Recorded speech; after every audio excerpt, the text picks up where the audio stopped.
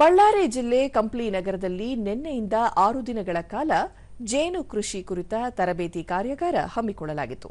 ಕಾರ್ಯಾಗಾರವನ್ನು ಕೃಷಿ ಇಲಾಖೆ ಸಹಾಯಕ ನಿರ್ದೇಶಕ ದಯಾನಂದ ಉದ್ಘಾಟಿಸಿದರು. ಗಂಗಾವತಿ ಕೃಷಿ ವಿಶ್ವವಿದ್ಯಾಲಯದ ಪ್ರಾಧ್ಯಾಪಕರೂ ಆದ ಕೀಟಶಾಸ್ತ್ರಜ್ಞ ಬದರಿ ಪ್ರಸಾದ್, ಕೃಷಿ ನಿರ್ದೇಶಕರಾದ ವಿದ್ಯಾವತಿ ಹೊಸಮನಿ, ಸಂಪನ್ಮೂಲ ವ್ಯಕ್ತಿ ಶ್ರೀನಿವಾಸ್, ಕೃಷಿ ಅಧಿಕಾರಿ ನವ್ಯ ಪ್ರಶಾಂತ್ ಮತ್ತಿತರರು ಉಪಸ್ಥಿತರಿದ್ದರು.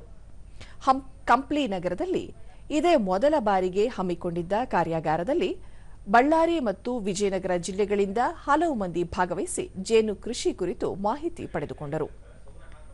ಬಳಿಕ ದಯಾನಂದ್, ಜೇನು ಕೃಷಿ ಸಮಗ್ರ ಕೃಷಿ ಪದ್ಧತಿಯಾಗಿದೆ.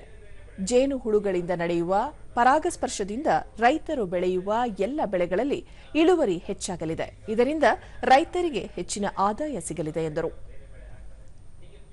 ವಿವಿಧ ಇದನ್ನ ಮಾಡ್ಕೊಂಡಾಗ ಏನಾಗ್ತದೆ, ಆದಾಯ ಬರುವಂತ ಮಾರ್ಗಗಳು ನಿಮಗೆ ಜಾಸ್ತಿ ಆಗ್ತವೆ. ಬದರಿ ಪ್ರಸಾದ್, ಕೃಷಿಯೊಂದಿಗೆ ಜೇನು ಕೃಷಿ ಮಾಡುವುದರಿಂದ ರೈತರಿಗೆ ಹೆಚ್ಚಿನ ಲಾಭ ಗಳಿಸುವುದಕ್ಕೆ ನೆರವಾಗಲಿದೆ.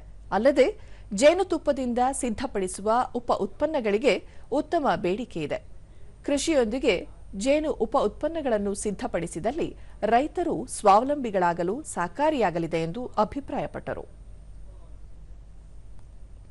ಸಂಪನ್ಮೂಲ ವ್ಯಕ್ತಿ ಶ್ರೀನಿವಾಸ್, ವಿಜ್ಞಾನಿಗಳು ನಡೆಸಿರುವ ಸಂಶೋಧನೆಯ ಪ್ರಕಾರ 4 ವರ್ಷಗಳ ಕಾಲ ಜೇನು ಹುಳುಗಳು ಇಲ್ಲವಾದಲ್ಲಿ ಮನುಕುಲವೇ ನಾಶವಾಗಲಿದೆ ಎಂಬ ಅಂಶ ಗೊತ್ತಾಗಿದೆ.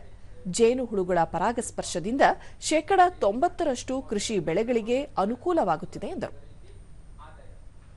ಬರೀ ಸೈಡ್ ಬಿಸಿನೆಸ್ ಅಲ್ಲ, ಇದನ್ನೇ ಮೇನ್ ಬಿಸಿನೆಸ್ ಆಗಿ ಕೂಡ ಮಾಡುವಂತ ತುಂಬಾ ಜನ ಇದ್ದಾರೆ.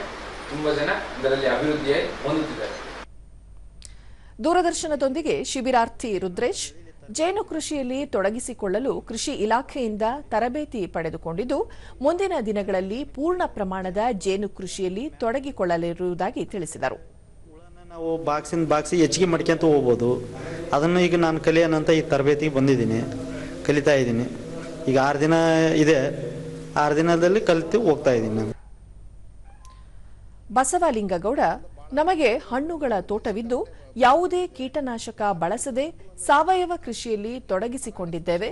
ತೋಟದಲ್ಲಿ 18 ಜೇನುಪಟ್ಟಿಗೆ ಇಟ್ಟಿದ್ದು ಇದರಿಂದ ಉತ್ತಮ ಆದಾಯ ಗಳಿಸುತ್ತಿದ್ದೇವೆ ಎಂದು ಮಾಹಿತಿ ನೀಡಿದರು. ಸಿಕ್ಕಾಪಟ್ಟೆ ಬೆನಿಫಿಟ್ ಐತೆ. ಎಲ್ಲ ಹುಳನು ಸಮೃದ್ಧಿ. ಪಾಯ್ಸನ್ ಮಾತ್ರ ನಾವು ಎಲ್ಲಿ ಸ್ಪ್ರೇ ಮಾಡಲ್ಲ. ಜೀವಾಮೃತ,